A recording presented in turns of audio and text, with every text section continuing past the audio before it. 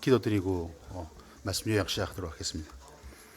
주님 감사합니다. 야고보서를 통해서 저희들의 이 신학의 믿음의 현 주소를 다시 한번 점검하게 하시고, 이것을 통해서 저희들의 이 믿음이 살아있는 믿음인지 죽은 믿음인지를 점검하여서 다시 한번 저희들을 살리시는 이 하나님께로 저희들이 나아오는 그런 귀한 시간들이 될 수 있도록 주님께서 이 시간을 친히 인도하시고 또 주관하시기 바랍니다. 주실 말씀을 감사드리며 주 예수 그리스도로 기도드렸습니다.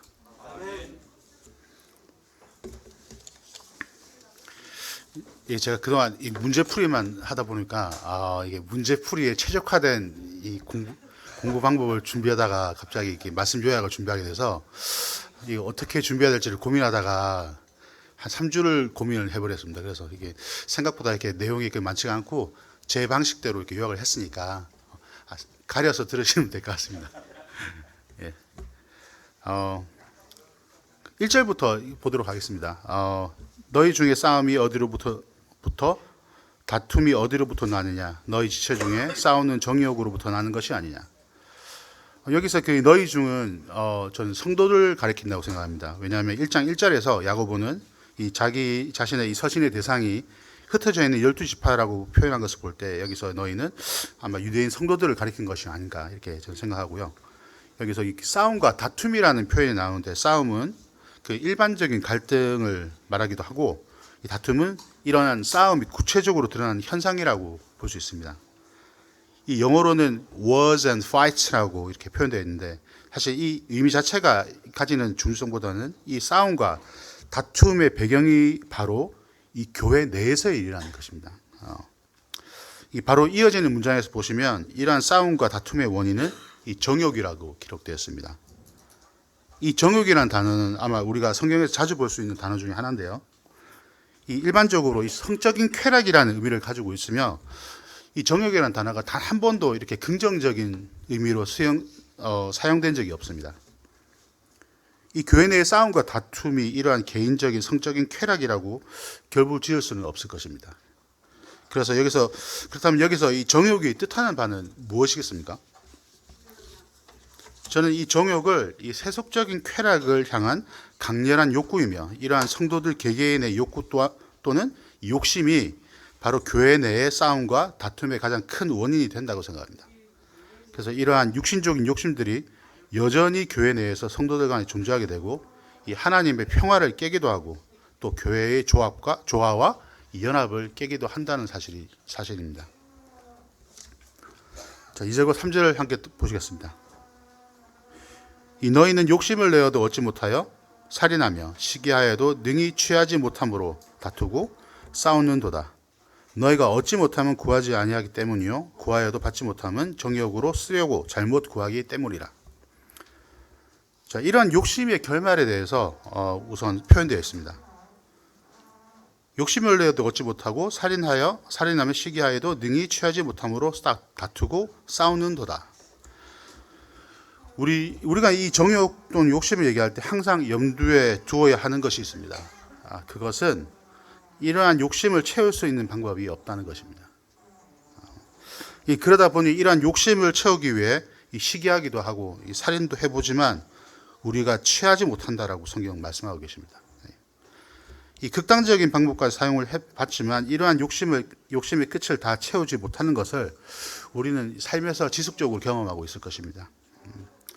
이러한 욕심을 가진 우리의 마음은 비단 이것이 옳고 정의로운 일이라고 할지라도 문제가 없지 않습니다. 이 가장 큰 문제는 바로 이 욕심의 근원이 하나님이 아닌 여전히 죄의 유혹에 노출되어 있고, 또 죄의 흔적을 지니고 살고 있고, 또 언제라도 그 죄의 유혹에 빠져서 죄를 지을 수 있는 조건을 가지고 있기 때문일 것입니다. 이 후반절을 보시면 이 너희가 얻지 못하면 구하지 아니하며라고 기록되어 있습니다. 이 우리의 욕구, 이러한 필요를 얻기 위해서 우리는 무엇을 해야 하겠습니까? 바로 구하는 것입니다. 누구에게요? 바로 우리의 모든 필요를 아시는 하나님께 구해야 하는 것입니다. 사실 우리의 정욕으로 인한 범죄는 이 모든 필요를 아시는 하나님을 가장 우선순위에 두지 않았기 때문에 발생하게 됩니다. 3절에 이 구하여도 받지 못함은 정욕으로 쓰려고 잘못 구하기 때문이다. 이 3절은 하나님께서 우리의 간구에 응답하시는 하나님이시지만 이 모든 간구에 응답하시지는 않는다고 말씀하십니다. 우리가 우리의 필요를 구하는 것은 마땅하지만 그 필요의 동기가 무엇인지가 중요하다는 것입니다. 이 동기는 바로 자기 자신이 너무나 잘 알고 있습니다. 우리가 구하는 것이 개인적인 이익이나 욕구만을 채우기 위한 것이라면 우리는 그것은 잘못 구하는 것이고 또 이러한 간구는 하나님께서 응답하시 않으십니다. 4절을 보시겠습니다. 가늠한 여인들아 세상과 벗된 것이 하나님과 원수됨을 알지 못하느냐. 그런즉 누구든지 세상과 벗이 되고자 하는 자는 스스로 하나님과 원수가 되는 것이니라. 이 가늠한 여자들이란 단순히 어떤 문제 있는 여성들을 말하는 것이 아니라 이 하나님의 백성이나 또 이 예수 그리스도의 신분의 교회를 말할 때에도 이런 여성적인 표현을 썼었기 때문에 저는 성도 모두를 지칭한다고 봅니다. 이 뉴 킹 제임스 버전에도 보면 adulterers and adulteresses, 그러니까 남자 여자, 가늠한 남자 여자를 모두를 지칭한다는 거 봤을 때 이것은 특정한 어떤 성별을 나타내는 것이 아니라는 걸 볼 수 있습니다. 이 하나님과의 관계가 이 건강하지 않은 영적 상태를 가지고 세상의 가치관이나 섭리를 사랑하는 그러한 영적인 상태를 가진 사람들이 바로 이 가늠한 여자들에 해당하는 사람들일 것입니다. 우리가 간과하지 말아야 되는 것은 우리가 이런 세상의 가치관과 섭리를 사랑하고 따르게 되면 결국 그것이 하나님과 원수가 되는 것이라는 것입니다. 이것이 세상 사람들을 향한 말씀이 아니라 교회에 하시는 말씀이기 때문에 우리는 더 경각심을 가져야 할 것입니다. 이 5절을 보시면 성령이 시기하기까지 사모한다라는 말씀이 있는데 우리가 생각해 봐야 할 것은 이 하나님은 이 질투하시는 하나님이라는 사실입니다. 이 성령이 거하지 않는 불신자에게 이 하나님의 질투는 아무런 의미가 없습니다. 하지만 이 성령이 거하는 성도라면 세상에 벗이 되는 것이 하나님의 질투를 유발하게 된다는 사실을 우리는 생각해야 됩니다. 자, 6절부터 10절까지는 우리의 신학의 원리라고도 볼 수 있는데 6절을 보시면 그러나 더 큰 은혜를 주시나니 그러므로 일렀으되 하나님이 교만한 자를 물리치시고 겸손한 자에게 은혜를 주신다 하였느니라. 여기서 말하는 큰 은혜가 이전 구절과 어떤 관계가 있는지 잘 모르겠지만 이러한 하나님의 큰 은혜를 받을 수 있는 이 자격 요건이 6절부터 기록되어 있습니다. 이 하나님의 은혜는 이 겸손한 자에게만 주어진다고 말씀하고 계십니다. 그럼 여기서 말하는 겸손은 무엇이겠습니까? 뒤에 10절에 보시면 주 앞에서 낮추라 그리하면 주께서 너희를 높이시리라. 이 6절의 겸손과 이 10절의 낮추라는 단어는 같은 의미의 단어입니다. 즉 겸손은 이 스스로를 낮추는 것인데 이 스스로를 낮추고 겸손해지기 위한 그 첫 번째 단계가 7절에 기록되어 있습니다. 너희는 하나님께 복종할지어다. 이 겸손과 하나님께 대한 복종은 뗄래야 뗄 수가 없습니다. 이 성경에서 말하는 겸손은 바로 이 하나님께 완전히 굴복된 사람에게서 나오는 성품이라고 말할 수 있기 때문입니다. 그리고 이 하나님께서는 이렇게 자신에게 굴복된 사람에게 은혜를 주십니다. 7절과 8절을 보시면 이 마귀를 대적하라 그리하면 너희를 피하리라. 하나님을 가까이 하라 그리하면 너희를 가까이 하시리라. 사실 이 말씀을 읽어보면 이게 너무나 당연한 말씀 아닙니까? 이 간단한 이 신학의 원리를 하지만 우리 이 삶에서 항상 적용하는 것은 쉽지가 않습니다. 여기서 마귀를 대적하라는 말의 영어 성경에는 resist라는 단어가 사용되었습니다. 이 단어는 대항하다, 저항하다라는 뜻을 가지고 있습니다. 그러니까 이 마귀가 우리를 틈타서 유혹하고 속이고 때로는 넘어지게 하지만 이 마귀가 우리를 피하도록 하기 위해서는 우리는 지속적으로 이 마귀의 속삭임에 대항하고 저항해야 하는 것을 말하고 계시는 것입니다. 그래야지 마귀가 우리를 피하기 때문입니다. 여기서 피한다는 말은 영어로 이렇게 flee라는 단어를 썼습니다. 이것은 단순히 우리를 피한다는 것만 의미하는 것이 아니라 우리로부터 도망친다라는 의미가 있습니다. 그렇다면 우리가 이 마귀에게 속아 넘어지고 죄를 짓게 되는 것은 왜일까요? 그것은 우리가 끝까지 이 마귀가 우리로부터 질려 도망칠 때까지 거절하고 저항하고 대항하지 않기 때문 아니겠습니까? 아마 우리가 이 땅에 사는 동안은 마귀는 우리를 영원히 떠나지 않는다는 사실을 우리의 이러한 저항이 우리가 사는 날 동안 계속되어야 한다는 것을 또 의미하기도 합니다. 그래서 우리는 쉽게 낙담할 수 있습니다. 하지만 우리가 이렇게 낙담될 때 이 사실을 이 말씀이 우리의 그 낙담된 마음을 회복시켜 줄 것입니다. 여자의 후손은 내 머리를 상하게 할 것이요. 이 마귀는 이미 패배자입니다. 그의 운명이 정해져 있습니다. 근데 굳이 이 운명이 정해져 있는 이 마귀를 우리가 이기지 못할 이유가 전혀 없다는 것입니다. 또 다른 원리는 하나님을 가까이 하는 사람을 하나님께서 가까이 하신다는 것입니다. 이것도 어떻게 보면 너무나 간단한 원리죠. 이것은 우리 믿는 성도들에게 주신 명령이자 특권입니다. 이 구약시대의 이스라엘은 극히 소수 인원과 대제사장을 제외하고는 하나님의 임재를 경험한 사람이 없다고 볼 수 있습니다. 하지만 이 예수 그리스도를 말미암아 그의 몸의 한 지체가 된 성도들은 하나님께서 항상 함께 하시는 특권을 누릴 수 있습니다. 여기에는 근데 한 가지 조건이 있는데 8절을 보시면 손을 깨끗이 하라. 두 마음을 품은 자들아 마음을 성결하게 하라. 이 하나님께 가까이 나아가 그분의 임재를 경험하기 위해서 우리는 손을 깨끗이 해야 합니다. 이 손을 깨끗이 한다는 말의 의미는 이 하나님께서 언제든지 사용하실 수 있도록 죄에 더럽혀지지 않은 청결한 손을 하나님께서 요구하신다는 의미로도 해석이 가능합니다. 이 구약시대 제사장들은 이 하나님의 임재에 나아가기 전에 이 물두멍에서 손을 씻었습니다. 이와 마찬가지로 성도들 또한 이 하나님의 임재에 나아가기 전에 자신의 죄를 하나님께 고백하고 이 문제를 해결해야 함을 보여주고 계신 것이라고 볼 수 있습니다. 여기서 이 두 마음을 품었다라는 말은 이 하나님과 세상 사이에서 나뉘어 있다는 것을 의미합니다. 이 믿지 않는 불신자를 향한 말이기도 하지만 한편으로는 성도들에게도 충분히 적용이 되는 말씀이라고 생각합니다. 제 개인적으로 또 이 의식하지 않을 때 이런 것들을 의식하지 않을 때 개인적인 생각과 방법으로 이 어려움을 극복하고자 또 어떤 일을 판단하고 결정하는 모습을 종종 보게 됩니다.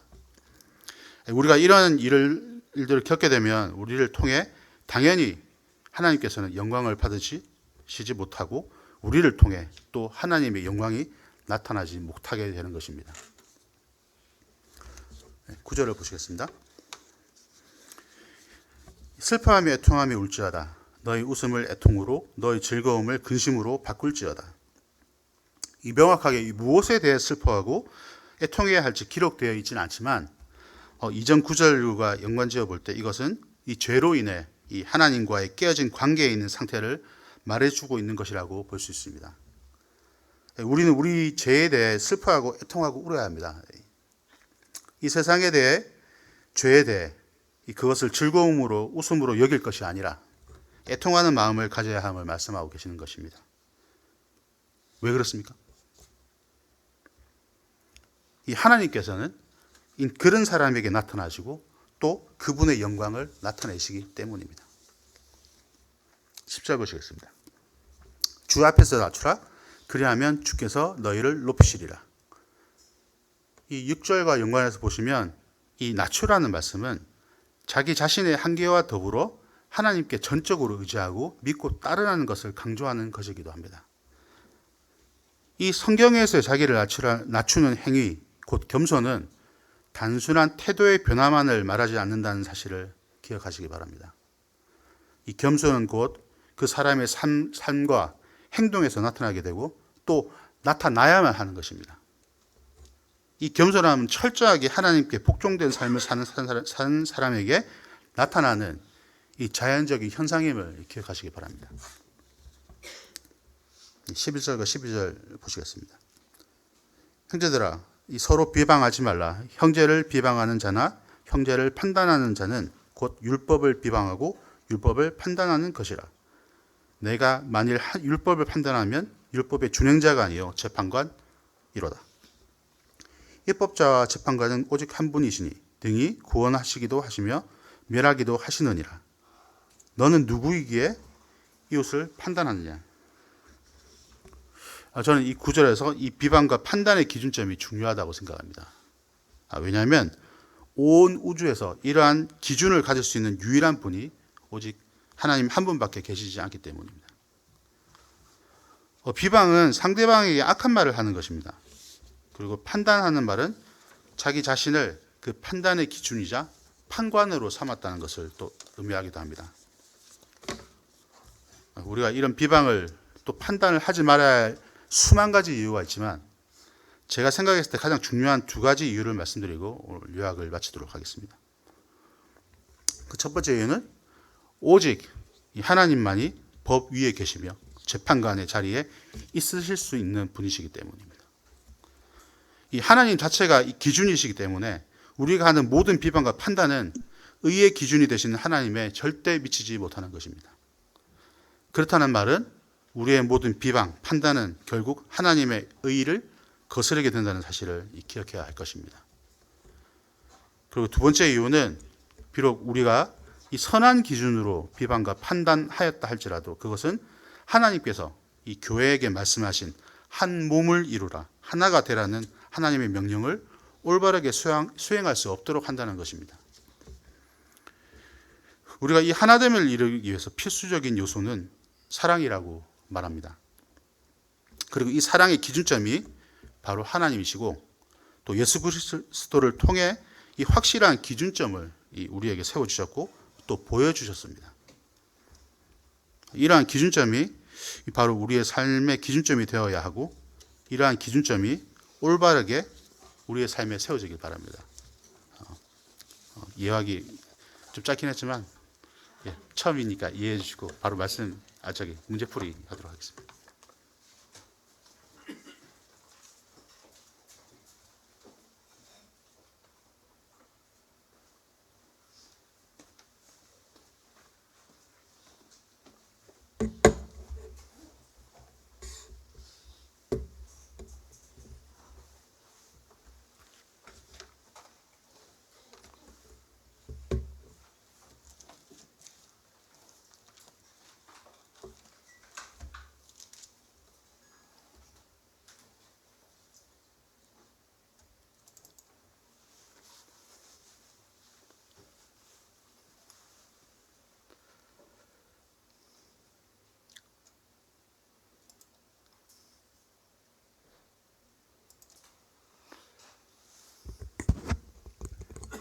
예, 야고보 3과 문제풀이를 시작하겠습니다.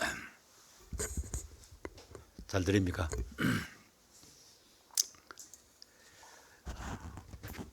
일본에서 야고보는 우리의 욕심으로 인해 다른 사람보다 더 많은 것 그리고 더 나은 것을 얻기 원하는 과정에서 어떠한 일이 나오고 있음을 말하고 있는가? 이런 질문. 어떠한 일이 나오고 있는 것을 말하고 있는가? 우리 교재를 보니까 이 싸움이라는 단어의 의미 또 다툼이라는 단어의 의미가 나와 있어요. 싸움이라는 것은 전면적인 전쟁을 말한다. 2차 대전 같은 전면적인. 그다음 다툼이라는 말은 작은 분쟁 또 말다툼 또 말싸움을 의미한다고 그렇게 풀이하고 있습니다. 그래서 이 둘 다 보면 국가 간이나 안 그러면 개인 간의 그 물리적 충돌을 의미한다고 말하고 있습니다. 그러나 비유적인 의미로 볼 때는 격렬한 말싸움이나 또 말다툼을 의미한다고 볼 수가 있습니다. 만약 우리가 다른 사람과 말다툼이나 싸움이 있으면 우리가 육신의 정욕대로 사는 것이 육신의 정욕대로 사는 것임을 나타낸다고 말하고 있습니다. 그래서 우리 자신을 점검할 이게 안 뜨네. 취해가 안 되네. 예. 점검해 볼 필요가 있다고 합니다.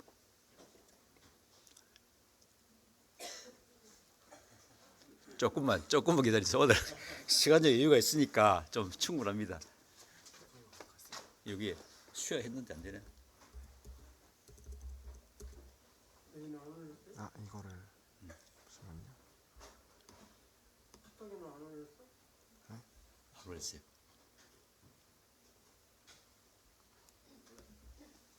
아 됐네. 됐습니다.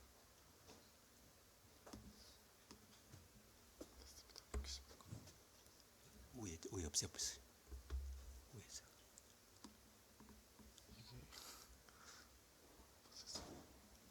이게 엎어질 수 없는 것 같아요. 예, 됐어요. 요것도 없어요. X 누르세요. 아, 예. 미안합니다. 점검해 볼 필요가 있다고 말했습니다. 그래서 시편 139편에 이런 말씀이 있습니다. 하나님이여 나를 살피사 내 마음을 아시며 나를 시험하사 내 뜻을 아옵소서. 내게 무슨 악한 행위가 있나 보시고 나를 영원한 길로 인도하소서. 그래서 이런 이제 분쟁이나 다툼이 있을 때는 먼저 내 마음, 내 자신을 살펴봐야 된다는 것을 시편 기자가 보여주고 있습니다. 내 마음을 아시고 내 뜻을 아옵소서. 또 내게 무슨 악한 행위, 또 악한 의도가 있는지 보시고 영원한 길로 인도하소서. 이렇게 말씀하고 있습니다. 그러면 이러한 다툼이나 싸움이나 다툼은 어디서 오느냐? 이 성경에서 말하면 우리 지체들 안에 싸우고 있는, 지체 안에서는 이제 정욕이 싸우고 있다 그래요. 정욕부터 온다 이렇게 말하고 있습니다. 아까 설명했으면 정욕은 무엇이냐? 정욕은 자랑이나 탐심이나 명예욕이나 경쟁심이나 악이나 또 식이나 또 이기적인 야망 이런 여러 가지 이제가 이제 정욕이라고 볼 수가 있습니다. 이 만물보다 거짓되고 심히 부패한 것은 우리의 마음이다. 누가 이를 알리오 말이에요. 이를 능히 알리오 하면서 에레미야서 17장 9절에서 말씀하고 있습니다. 이러한 그 다툼에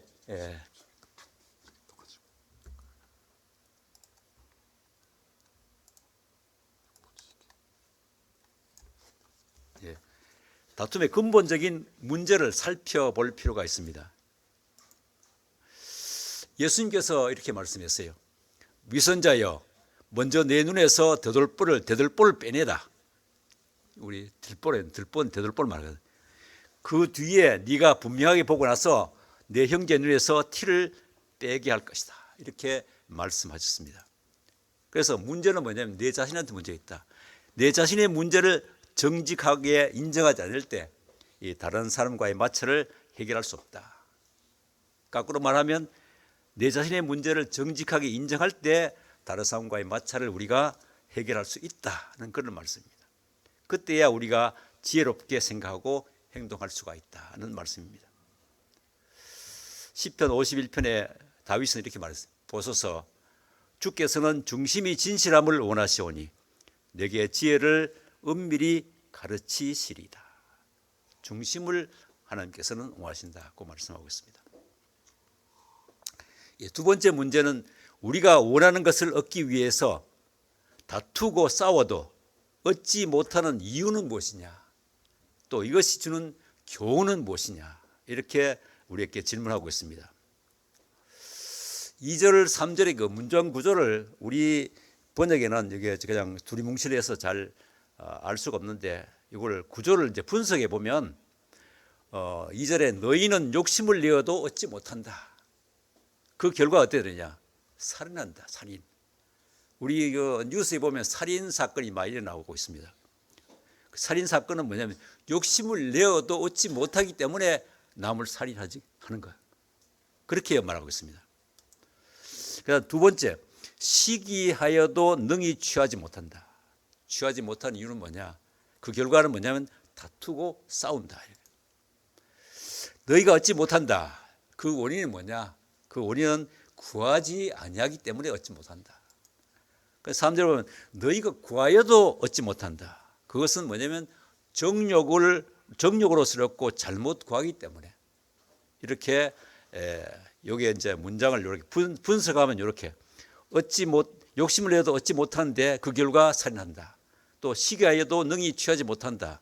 그 결과 싸우게 된다. 너희가 얻지 못하는 원인은 뭐냐? 구하지 못하기 때문이다. 구하지 않기 때문이다. 구하여도 얻지 못하는 이유는 뭐냐? 정욕으로 쓰렸고 잘못 구하기 때문이다. 이렇게 설명해 주고 있습니다. 우리가 원하는 것을 얻기 위해서 다투고 싸워도 얻지 못하는 이유는 뭐냐? 우리의 즐거움을 만족시키는 욕심 때문에 얻지 못한다고 말하고 있습니다. 우리의 사고방식은 자기 만족, 자기 즐거움을 추구하는 육신의 그 유혹에 빠져가 있습니다. 여기서 모든 문제, 그 육신의 욕심에서 모든 문제가 발생하고 있습니다. 하나님은 모든 좋은 것을 주시는 분이시므로 우리가 해야 할 일은 구하는 것이다. 기도하는 것이다 하는 것을 말씀해 주고 있습니다. 모든 좋은 선물과 모든 좋은 은사는 위로부터 빛의 아버지로부터 내려온다. 이렇게 야고보서 1장 17절에서 말씀해 주고 있습니다. 모든 좋은 선물과 모든 은사는, 완전한 은사는 하나님으로부터 온다. 그래서 이것이 주는 교훈은 우리가 생각해 볼 때, 우리가 기도할 때 하나님의 뜻대로 구해야 된다. 우리 욕심대로 구하면 하나님께서 들어주지 않거든요. 하나님의 뜻대로 구해야 함을 우리가 가르쳐 주고 있습니다. 우리 주기도문을 나오는 대로 아버지의 뜻이 하늘에서 이루어진 것 같이 땅에서도 이루어지기를 우리가 기도를 해야 되겠습니다. 아버지의 뜻이 하늘에서 이루어진 것 같이 땅에서도 아버지의 뜻이 중요한 거죠. 우리 뜻이 중요한 거 아니거든요. 또 예수님께서 먼저 하나님의 왕국, 하나님의 통치와 하나님의 의로움을 구하라 이렇게 말씀해 주셨습니다. 너희는 마태복음 6장에 무엇을 입을까, 무엇을 먹을까, 무엇을 이렇게 염려하지 말고 먼저 하나님의 왕국과 그분의 통치와 그분의 의로움을 구하라. 하나님의 왕국은 하나님의 통치가 우리 안에 이루어지는 거거든요. 구할 때 물론 전 세계 하나님의 통치가 이루어지기를 원하지만 먼저 우리 안에 뭐냐면 우리의 하나님의 통치를 받는, 하나님의 다스림을 받는, 하나님의 말씀의 다스림을 받는 것이 우리 중요하다는 것을 말씀해 주고 있고, 또 그분의 의로움, 하나님의 의로움은 하나님의 공의와 하나님의 거룩하심과 하나님의 공의로우심을 말씀해 주고 있습니다. 이런 것을 구해라. 야고보는 어떠한 자들을 향하여 가늠한 여인들이라고 말입니다. 아까 이제 설명이 되었습니다만, 요 여인들 했는데 꼭 요게 이제 단어상으로는 여성 명사이기 때문에 이렇게 여인들이라고 번역했는데 이거는 일반적으로 다 남자나 여자나 다 포함된다고 볼 수 있습니다. 구약에서 하나님께서는 은혜로 이스라엘 백성들을 자기 백성으로 선택하시고 그들과 언약 관계를 맺으심으로 그들과 연합을 했습니다. 그래서 이러한 관계는 자주 이제 결혼 관계, 하나님은 남편이고 이스라엘 백성들은 아내로 이렇게 묘사된 것을 볼 수가 있습니다.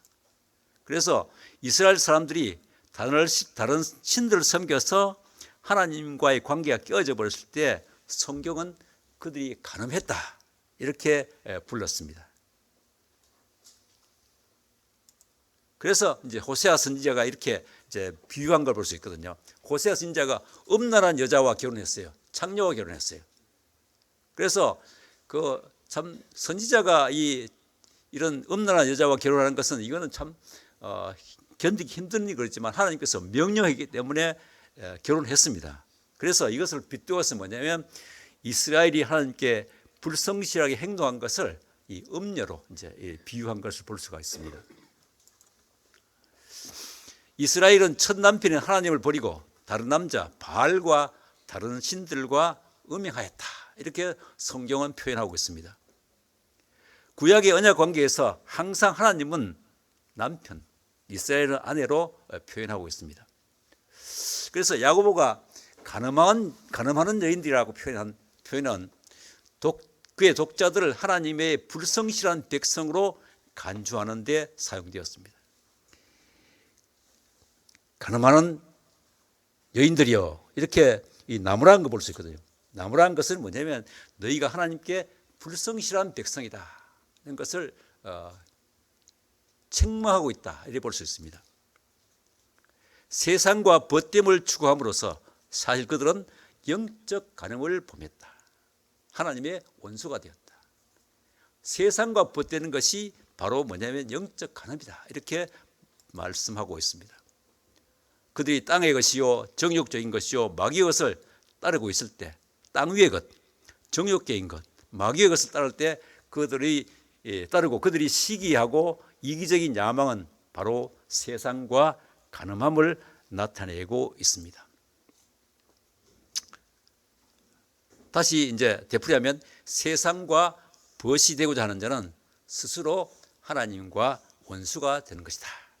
이렇게 이 야고보 사도는 아주 엄하게 이게 표현이 지금 아주 엄한 거거든요. 굉장히 그 엄한 표현이라고 볼 수 있습니다. 네 번째, 성도에 대한 성령님의 관심은 어느 정도이며 이 말씀이 주는 교훈은 무엇인가? 5절에 보면 하나님께서 우리 속에 거하신 성령님이 시기하기까지 사모한다. 여기 이제 목적이 없는데 시기하기까지 우리를 사모한다. 요거 우리를 표현하면 넣으면 더 나을 것 같아요.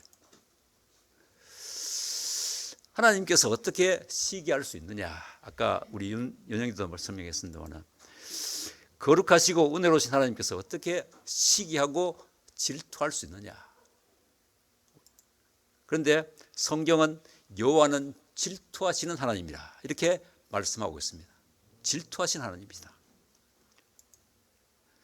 모든 창조물이 하나님의 영광을 위해서 창조되었기 때문에 또 영광을 반영하기 때문에 그분은 진정한 의미에서 가장 완벽한 의미로 하나님 중심적이다. 이 만물을 창조하신 목적이 하나님의 영광을 위해 창조했거든요. 하나님 자신을 위해 창조했어요.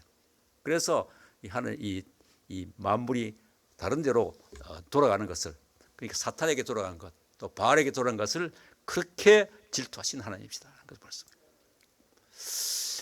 우리가 아다시피 질투는 정당한 관계가 위협받거나 빼앗길 때 느끼는 감정이다. 우리가 부부관계에서 제3자가 개입하게 되면 질투가 일어나잖아요. 시기가 일어나잖아요. 도저히 있을 수 없는데 혹시 뭐냐면 정부가 생겨가지고 그죠? 아내가 뭐 바람을 피워든지 안 그러나 남편이 바람 피우게 되면 그때는 질투가 일어날 수밖에 없거든요. 시기가 일어날 수밖에 없습니다. 그래서 부부관계에서 하나님이 설계하신 배타적이고 친밀한 관계 때문에 이런 질투가 일어날 수밖에 없다. 이렇게 볼 수가 있습니다. 그런데 중요한 부부관계보다 더 중요한 것이 뭐냐면 하나님과 그의 백성 사이에는 사이 관계는 더 배타적이다. 만약에 우리가 믿는 사람이 하나님께서 값주고 사인 믿는 사람이 다른 신을 따라가게 되면 하나님께서 그렇게 싫어하신다는 것을 볼 수 있습니다. 우리는 그분의 형상대로 창조되었고 또 성령님께서 우리 안에 거하시는데 우리가 세상을 넘볼 수 없다. 또 그분께서 예수님의 피의 대가로 우리를 사셨어요. 그죠? 사셨기 때문에 하나님 것이다. 너는 내 것이다. 다른데 눈을 돌리지 마라. 한눈 팔지 마라. 이렇게 말씀하고 있습니다. 그래서 하나님께서는 시기하시기까지 우리의 전적인 헌신을 원한다. 전적인. 일편단심 하나님만 바라봐라. 일편단심 주님만 바라봐라. 세상을 엿보지 마라. 이렇게 우리에게 말씀해 주고 있습니다. 그래서 우리가 하나님께 주님께서 우리를 시기하기까지 사모하시니 우리는 주님을 위해서 성실하게 헌신하겠습니다. 이렇게 우리가 기도하는 것이, 감사하는 것이 마땅하다. 이렇게 생각됩니다. 다섯 번째는 슬퍼하고 애통하며 우십시오. 여러분의 웃음을 슬픔으로, 여러분의 즐거움을 근심으로 바꾸십시오. 이런 의미가 무엇이냐? 이 구약의 선지자들은 하나님의 심판과 또 함께 오는 재앙을 묘사할 때 종종 슬퍼하고 애통하라 이렇게 표현을 했습니다. 그들은 또한 이 슬퍼하고 애통하라는 말을 백성들이 죄를 자복하고 회개해라 그러한 말로 촉구를 했습니다. 회개를 촉구했습니다.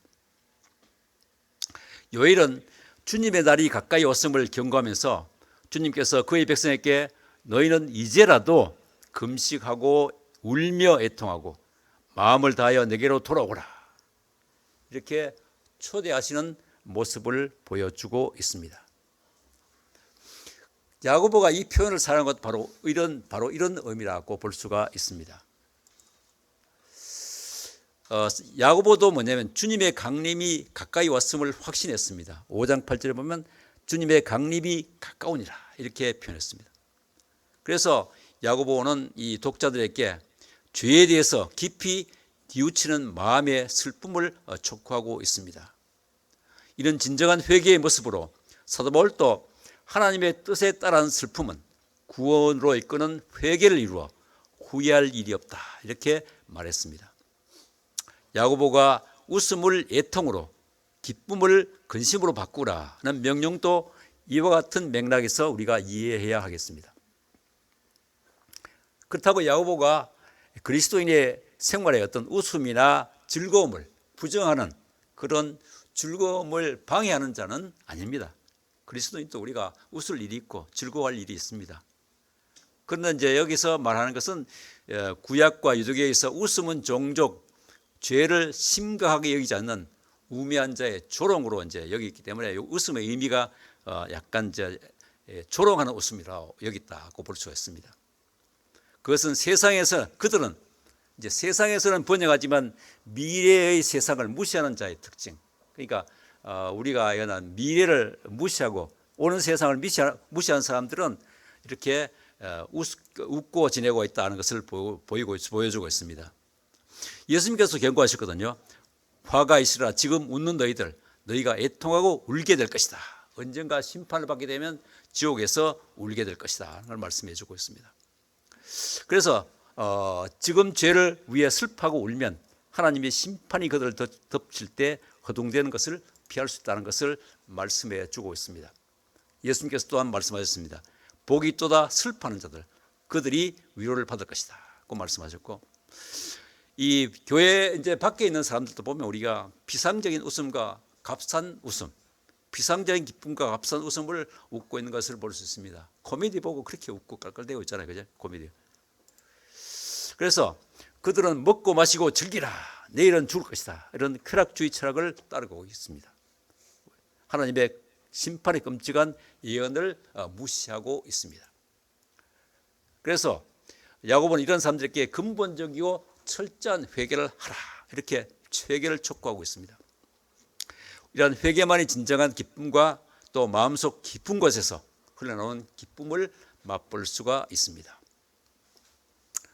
여섯 번째 질문은 아래 말씀에서 우리가 해야 할 것과 하지 말아야 할 것을 쓰시오 이렇게 해서 1절부터 10절 사이에서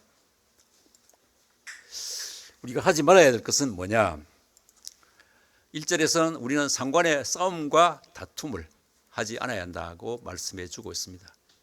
2, 3절에서는 욕심을 내거나 시기하지 말고 기도로 우리의 구할 것을 구하되 정욕으로 쓰렸고 구하지 말아야 한다 것을 말씀해 주고 있습니다. 4절 5절에서는 세상과 벗이 되지 말아라. 세상을 너무 사랑하지 말아라. 세상이나 세상에 있는 것을 사랑하지 말아라. 이렇게 우리에게 말씀해 주고 있습니다. 그러면 우리가 해야 될 일은 뭐냐? 주님 앞에 겸손하라고 말씀해 주고 있고 또 하나님께 순복하라. 또 사탄을 대적하라. 하나님을 가까이 하라. 또 손을 깨끗이 하고 마음을 성결하게 해야 한다. 이렇게 손이라는 것은 외적인 거잖아요. 행위를 깨끗이 하고 우리의 마음을 깨끗하게 성결하게 거룩하게 해야 한다는 것을 말씀해 주고 있습니다. 7번째 마지막입니다. 우리가 형제를 비방하고 판단할 수 없는 이유는 무엇인가? 11절 12절에 관한 질문입니다. 본문을 자세히 읽어보면 형제 여러분 서로 비방하지 마십시오. 형제를 비방하는 자나 그의 형제를 심판하는 자는 율법을 비방하고 율법을 심판하는 자입니다. 그러나 여러분이 율법을 심판하면 여러분은 율법의 준행자가 아니요 재판관입니다. 입법자와 재판관은 한 분뿐이십니다. 구원하실 수도 있고 멸하실 수도 있는 분이십니다. 이웃을 심판하는 당신은 누구입니까? 이렇게 우리에게 말씀해 주고 있습니다. 야고보가 형제를 비방하고 판단하는 것을 금지하는 근거가 보면 흥미롭습니다. 형제를 비판하거나 판단하는 것은 율법을 비판하거나 판단하는 것이라. 이렇게 이제 말씀하고 있습니다. 야고보가 언급한 율법은 레위기 19장 16절에 보면 너희는 백성 중에 돌아다니며 사람을 비방하지 말라. 이런 이제 말씀이 의존하고 있을 가능성이 많습니다. 그래서 형제를 비판하는 것은 바로 율법을 비판하는 것이다. 율법을 판단하는 것이다. 이렇게 말씀하고 있습니다. 그러나 2장 8절에 보면 내 이웃을 내 몸과 같이 사랑하라. 이렇게 말씀하고 있습니다. 야고보는 레위기의 사랑의 명령이 바로 하나님 왕국의 법에 포함되어 있다고 보고 있습니다. 그래서 율법도 여기서는 좁은 의미의 구약의 모세 율법만 말하는 게 아니라 예수님의 가르침에 초점을 맞춘 더 넓은 가르침의 체제를 가르친다. 이렇게 우리가 해석해야 할 것입니다. 동료를 판단하는 것이 어떻게 율법을 판단하는 것을 의미할 수 있을까요?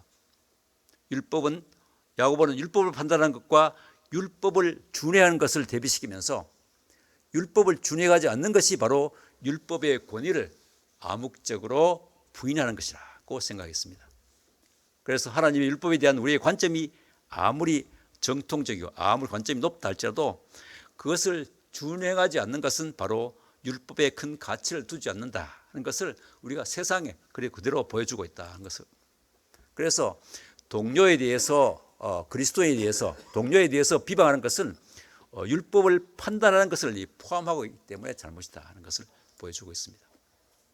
또 이 비방에는 이웃을 사랑하라는 율법의 요구에 대한 불순종이 포함되어 있습니다.